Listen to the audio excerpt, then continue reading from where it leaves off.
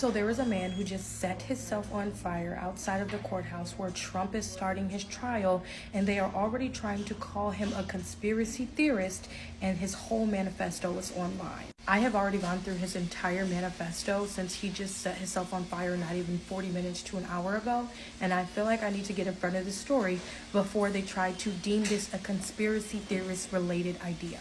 Not only did he say he was going to do it, he left a step-by-step on his own website. Literally look at the title of this. It says apparent conspiracy theorist sets himself on fire outside of Trump trial. A man who set himself on fire outside of court moments after a jury was seated in former President Trump's civil fraud trial apparently promoted wide-ranging conspiracy theorists. This is the man.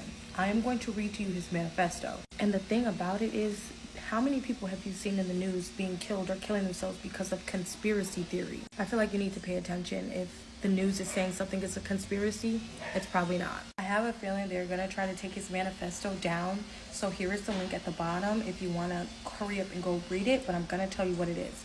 So he released this right before he killed himself. And the title is, I have set myself on fire outside the Trump trial. My name is Max. I can't pronounce that. And he says, I am an investigative researcher who has set himself on fire outside of the Trump trial in Manhattan. This extreme act of protest is to draw attention to an urgent and important discovery. You guys, he did this to call attention to this. He said, we are victims of a totalitarian con, and our own government, along with many of our other allies, is about to hit us with an apocalyptic fascist world coup. He even said that they would call this a conspiracy theory. He said, there are proof of conspiracy. If you investigate this mountain of research, you will prove them too. If you learn a great deal about Ponzi schemes, you will discover that our life is a lie. And if you follow this story in the link below, you will discover the rotten truth of post-truth America. I don't have time to go through all of this, but just look at what he says. He talks about Bitcoin, right? And then he says the March 2023 bank failures were all intentional. The banks were used to move out stolen Ponzi money, which he's referring to Bitcoin, I'm assuming.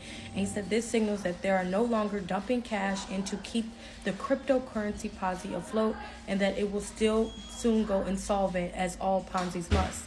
It says when the Ponzi scheme goes insolvent, it will take down half the stock market with it. The perpetrators use their major companies to pipe into the blockchain so they can funnel money out from the crypto exchanges. This includes Google, Tesla, Apple, PayPal, Facebook, Disney, Walmart, Target, InBev, Zoom, and countless others. It is a Ponzi scheme so large that it could create global inflation, which is why the price of Bitcoin has been remarkably leading the indicator for inflation rates. Victims who bought Cryptcoin don't realize their money has already been stolen, so their money gets doubly counted by the victims and the criminals who stole it. I'm going to come back and keep reading it, but does that not make sense? Everyone is trying to figure out what's up with inflation and why we're sending money off. It's probably because of the cryptocurrency failure. I'll keep you guys updated.